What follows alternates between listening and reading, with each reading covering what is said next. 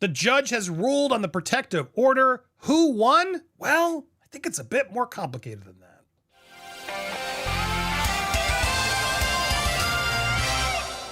Welcome to Popcorn Planet. I am Andy Signore. I'm here with It's Kim. She's back. Her internet's working. So glad to have you. For the moment. For the moment. If you cut out, we know why. I'll finish it without you. But we're trying to do it while we're here. While we just did a whole live, you can watch me read the whole, what is this, a ruling? This is called a ruling, Yeah. right? Anyway, the ruling is in from the judge. And what's interesting about this ruling is we got to hear this hearing, actually. We reported on it last week during our live with Zach and Donna. But the judge now has reacted. This was the protective order that Blake Lively wanted. I guess I should recap it, Kim, just so people know what we're talking about. Blake was requesting this protective order to protect the celebrities. Kim, back me up. When I was listening to that hearing, I know you did too, there were two things I noticed. It seemed like she was very nervous about medical records being revealed, and it seemed very evident that her lawyers were instructed to ensure that her celebrity relationships, third party, all that stuff was off the table, is what I felt. It felt almost like nervously so from her team of how much that clearly was the most important thing for them. Did you get that vibe as well? Yes. I don't know how much is going to come through in the transcript that can be read now, but audibly, because we were able to call in to that hearing and listen to it, there did seem to be a lot of stress and a lot of tension, particularly when it came to those points. Yeah, I mean, it felt like, I don't know, and this is my speculation now, but it felt like Blake, I wouldn't be surprised if Blake was like, you better make sure that my celebrity friends aren't brought out because I'm already hearing it from them. That's how I felt. It just, given what we're looking at and what's happening and the backlash and everything else, I can't imagine Blake's celebrity friends are happy that it's gotten to this point. So the protective order was up for debate. The judge heard the arguments. I felt Friedman made the better case. Kim, you too? I think he did. I think there were moments where the judge was calling both of them out. He was attempting to keep things being neutral. But there were definitely moments where Brian's arguments felt stronger than the other side. And he made it very clear that some of the things that Blake was afraid of coming out in court were not things that Wayfarer was actively pursuing. They were not interested in publishing anything about her security, but did bring up that, you know what? Our addresses got leaked. Mm-hmm. So that's interesting. And those are the types of things that kind of, for me, were notable through that whole conversation, that whole hearing, because at points some of the things that I think Blake chose to focus on were news to me. And I've read most of these legal documents through this case. And I didn't understand the legal precedents. Mind you, we don't know the conversations behind the scenes, but it's interesting to see how this has been ruled now with those things in mind. Yeah. And to me, the other thing that stood out was just sort of this burden of who needs to come forward to do what. Because basically, as this request came in, what Blake Lively was asking for was a stamp, if you will, to brandish certain things as AEO, which means attorney's eyes only, confidential, sort of only the attorneys can read it. And the argument was like, well, if we do that on everything, then we're going to have to constantly, Justin's team's going to have to constantly come argue with the judge, and the burden's on them to try to unstamp all these things that shouldn't be stamped in the first place because there already are protective orders in place, mind you. And, clearly Justin's side didn't care about the medical stuff or the security stuff. They agreed even in that call. That's not what this is about. What this became about was more of this sort of mid-ground issue, which was these private details, sensitive, confidential information, etc. I'm trying to find the exact wording. I'm going to find in a second, but I said here, highly likely to, stated in this to cause significant business, commercial, financial, or privacy injury.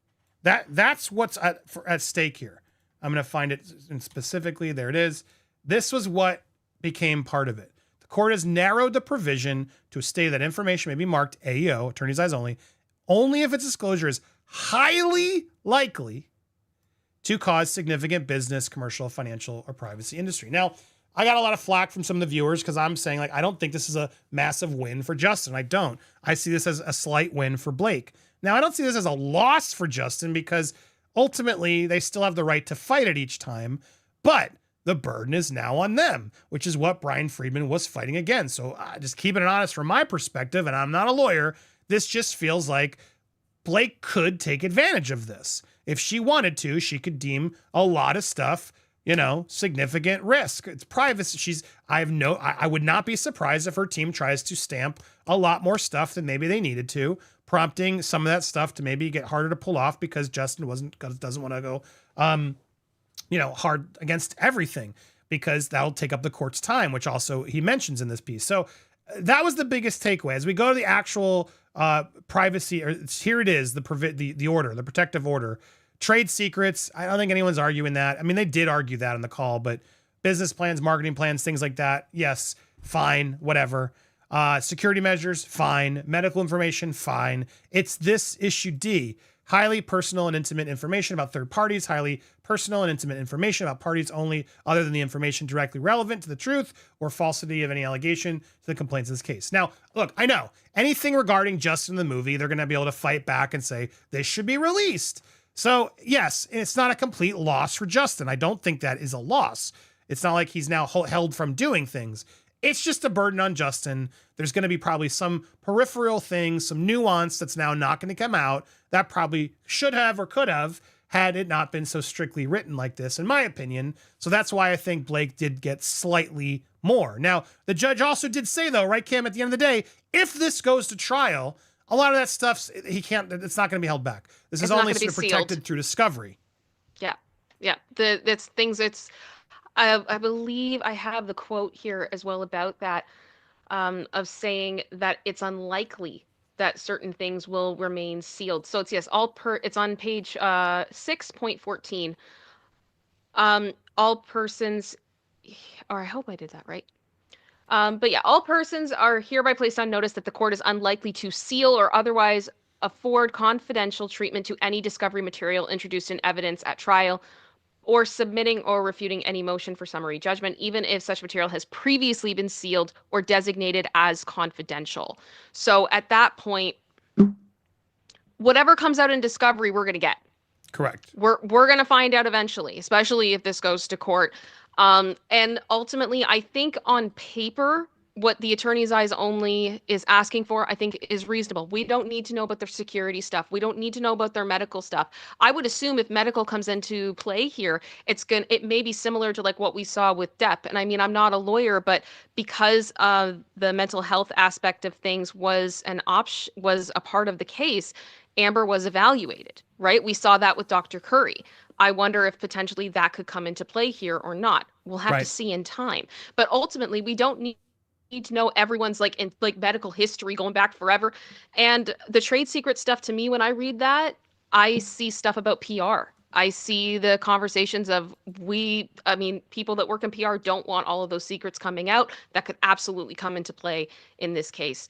But that last point I do see could potentially be an obstacle of the sensitive information. And that's how I see it. I see it as an obstacle.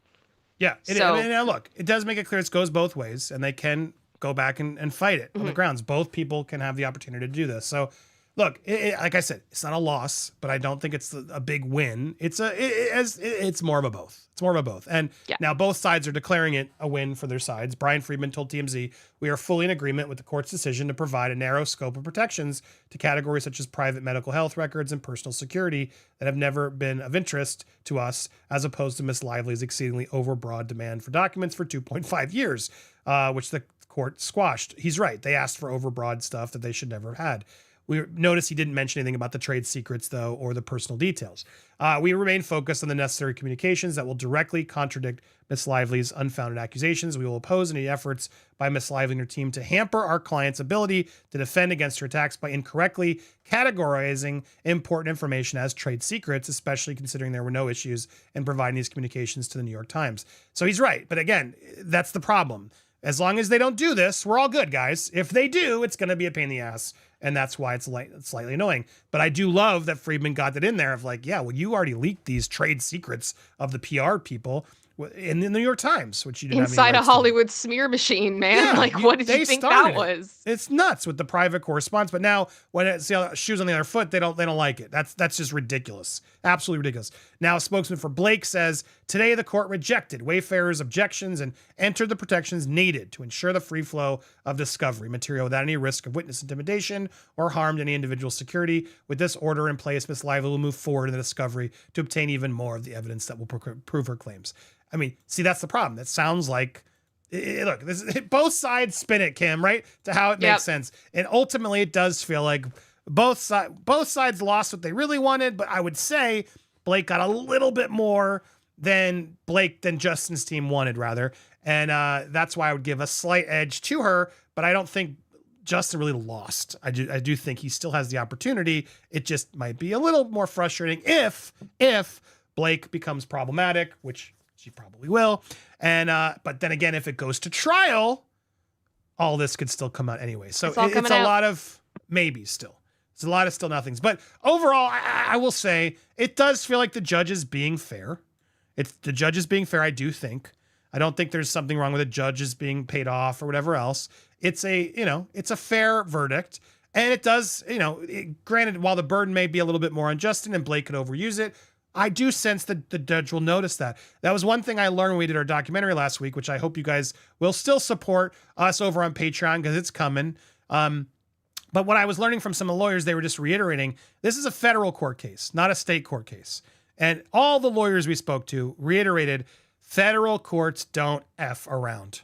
State courts, a lot easier to mess up. Things get delayed. Federal courts keep things on the clock. They expect you there. You got to drop. One of the lawyers was like, literally, I did a federal case and they needed me to go to LA to be there in like 12 hours. And I had to drop everything I was doing and fly to meet the judge and be there within the 12 hours.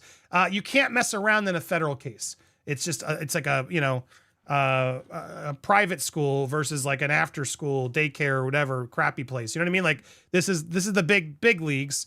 And why Blake put it there is an interesting question, but she did, and now they're there, and now they got to take this seriously. And I do sense from that hearing that Judge Lyman is taking both sides seriously, is looking into this. But I'm slightly surprised because judging by it, I thought he was going to go more in the Freeman's approach.